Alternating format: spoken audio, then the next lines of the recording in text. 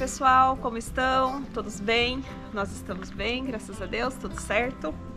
Estamos aqui hoje para conversar um pouquinho sobre adubação, a importância da adubação, adubação de cobertura, que não é aquela adubação que a gente faz na hora que plantamos. Como nós vimos no vídeo passado, nossas plantas elas têm um ciclo longo aí nos canteiros, algumas delas.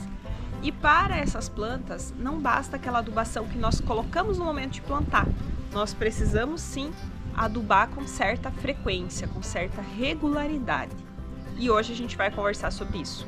Quais adubos usar, quais quantidades, qual a frequência e para quais plantas que é necessário nós fazermos uma adubação de cobertura. Então, espero que vocês gostem, já vão deixando o like e bora lá para esse vídeo com a gente. Como a gente viu no vídeo passado, é muito diferente o tempo de vida de um pezinho de alface para o de um brócolis. E isso significa o quê? Que essas plantas que têm mais tempo de vida no canteiro, que vivem por mais tempo, elas consomem mais nutrientes, então elas precisam de mais nutrientes, certo?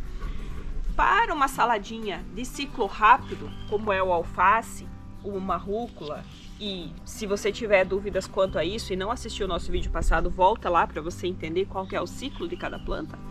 Para uma planta de ciclo rápido como o alface, não tem necessidade de a gente fazer adubação de cobertura.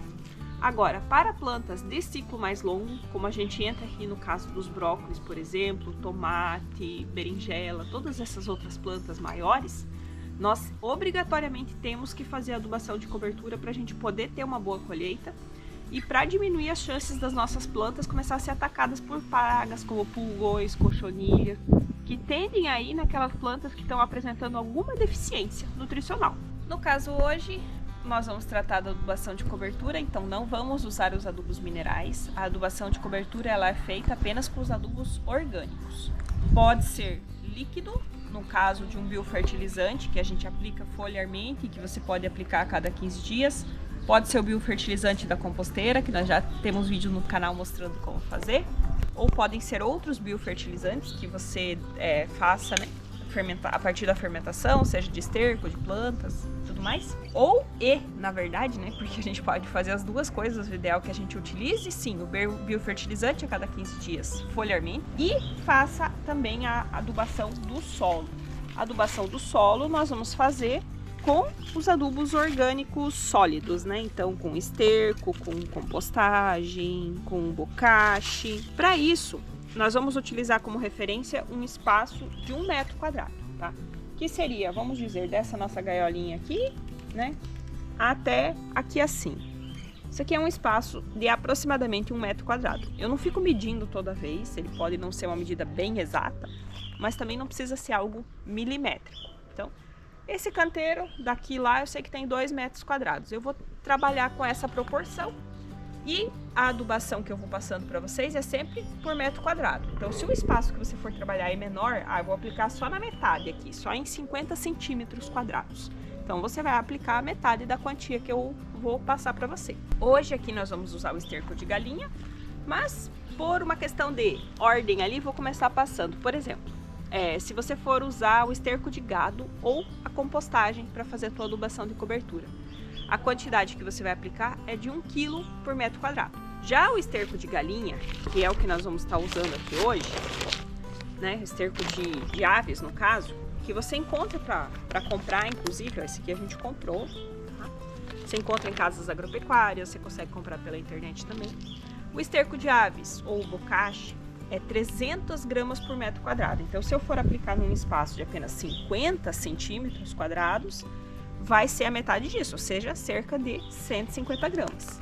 E o jeito de aplicar é bem simples. Você vai polvilhar por cima, assim, bem parecido com o que a gente aplica o calcário.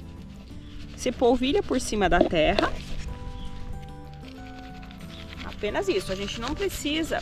Até podemos, aqui onde está longe da planta, eu poderia revolver um pouquinho a terra, soltar um pouco, mas não tem essa necessidade, certo?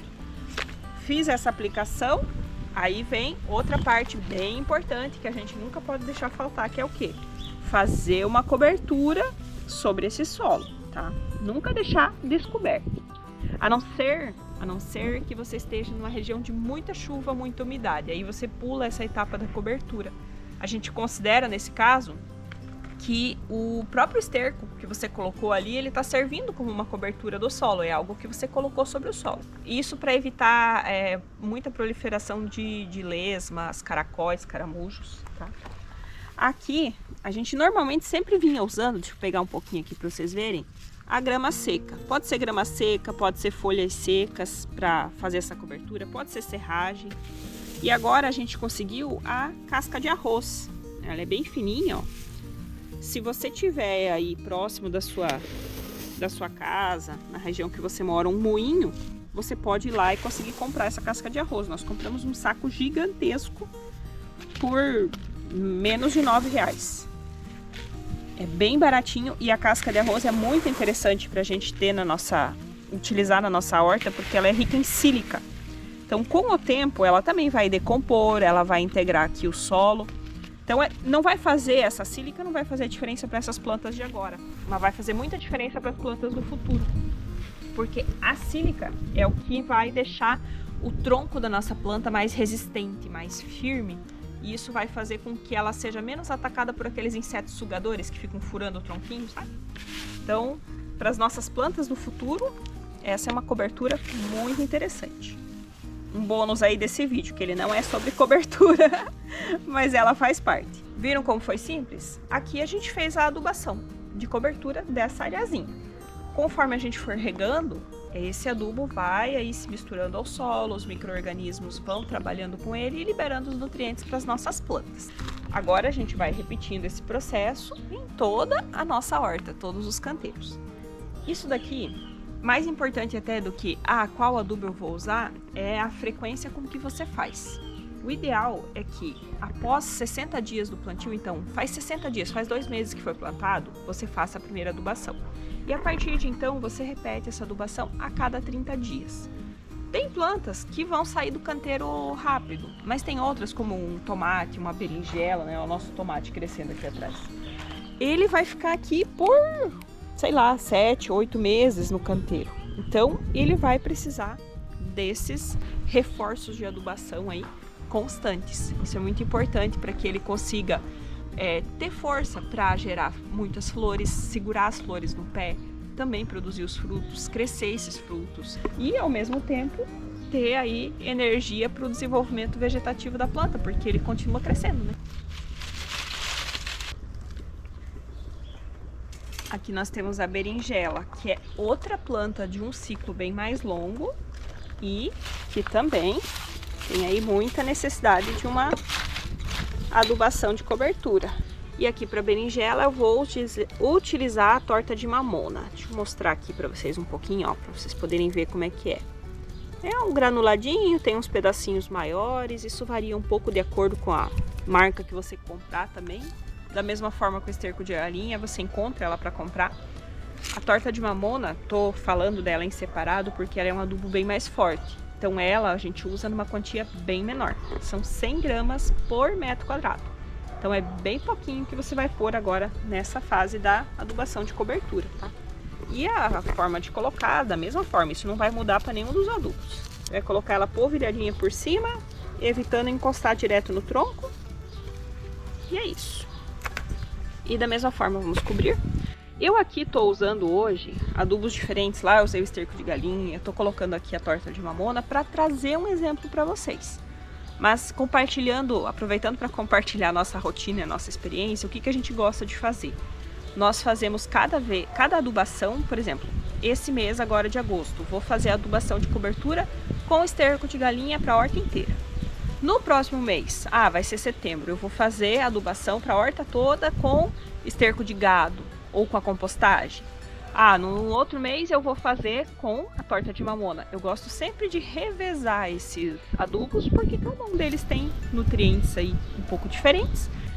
E eu acho que revezando a gente vai deixando o nosso solo cada vez mais equilibrado, né? E com uma gama maior de nutrientes ali. E aqui, mais importante do que eu tô usando a torta de mamona porque ela é um adubo muito rico em nitrogênio e tal. Mais importante do que isso, na verdade, está em fazermos essa adubação com frequência. A gente ter regularidade em fazer as nossas adubações de cobertura. seja a adubação sólida do solo, como a gente fez agora, ou seja a adubação líquida feita com biofertilizantes, como eu expliquei, que você vai aplicar quinzenalmente, idealmente, se você tiver esse tempo. Se não, pode ser uma vez por mês também, né? Cada 15 dias, né? Você faz uma adubação, aplicou em 15 dias você aplicou ali o biofertilizante nas folhas. Aí, 15 dias depois, você aplica no solo. Mais 15 dias você aplica nas folhas. Também funciona. Tem que não precisa aplicar necessariamente a cada 15 dias nas folhas. Nós achamos interessante reforçar essa importância de fazer as adubações com regularidade, porque muitas vezes a pessoa pensa que é só aquele trabalho inicial, né? Você vai fazer ali, preparar a terra, coloca toda a energia, se dedica, planta, né? E depois é só regar. Só que se você só regar para plantas maiores, elas vão começar a sentir aí a falta de nutrientes. Então, para podermos ter um bom resultado, né, no longo prazo, a gente precisa estar sempre melhorando a nossa terra. E a gente melhora a nossa terra dando comida para ela. A terra também precisa comer, assim como nós precisamos comer. É nossa função aqui como jardineiros desse planeta, né? Cuidar da nossa terra, alimentá-la, para que ela possa nos alimentar de volta. Se ficou qualquer dúvida, se nós esquecemos algo importante, deixa aí nos comentários. Também, né, as suas sugestões, se você utiliza outras formas de adubação ou segue uma rotina diferente, compartilha, vai nos ajudar, vai ajudar os colegas também. É muito importante a gente ter sempre essa troca. Tá certo, pessoal? Não esqueça de deixar o like, se inscrever no canal se não for inscrito, e a gente espera vocês aqui pro próximo vídeo. Tchau, tchau!